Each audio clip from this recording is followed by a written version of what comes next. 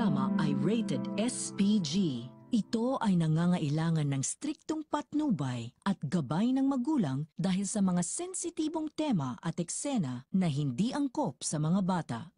Habang nasa misyon sina Tanggol kasama sina Chief Espinas ay nagsisimula na ring magplano ang grupo nila Bong sa gagawin nilang pagtakas at pagtumba kay Chief Espinas.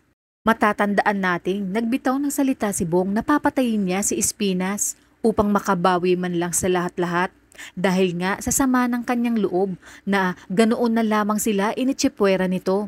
Ayon pa kay Bong, gagawa sila ng malaking riot kung saan dito nila tatapusin si Espinas at kukuha ng pagkakataon para tumakas. At sa paglipas ng mga araw, matapos ang pamamalagi ni na Bubbles at Tanggol sa isang isla, ay muli silang makakabalik sa Bilibid.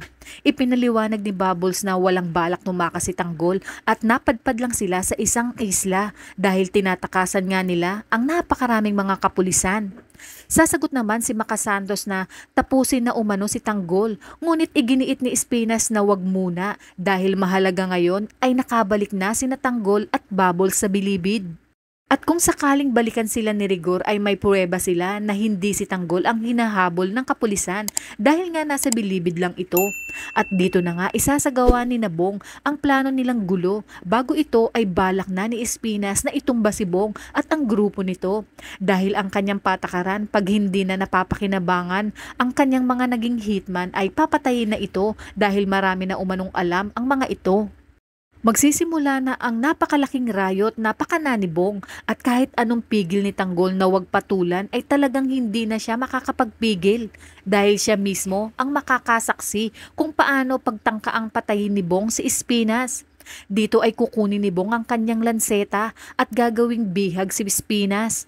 Gagamitin niya ito upang makatakas sila at ng kanyang mga kaibigan. Hindi naman makaporma ang mga bantay at sinabalatukan dahil hawak nga ni Bong ang buhay ni Espinas.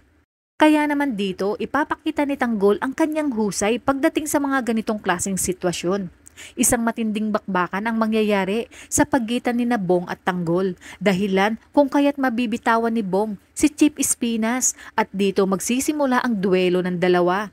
Dahil sa minamaliit ni Bong si Tanggol ay dito ipapadanas ni Tanggol ang kanyang galing sa pakikipaglaban kaya't ang hawak na lanseta ni Bong ang siyang mismong kikitil sa buhay niya. Dahil wala nang pamimilian si Tanggol ay nagawa na niyang tapusin ito dahil kung hindi ay baka siya pa ang naunahan ni Bong. Matapos ito ay sasabihin ni Espinas na talagang pinabilib siya ni Tanggol dahil pati si Bong ay napatay nito. Nagpasalamat din si Espinas sa ginawang pagligtas sa kanya ni Tanggol. Ayon kay Espinas, utang niya ang buhay niya kay Tanggol at simula ngayon siya na ang magiging bagong hari ng selda. Ngunit tila may mas malalim pang ugnayan si Tanggol at Espinas na siyang paglipas ng panahon ay malalaman natin.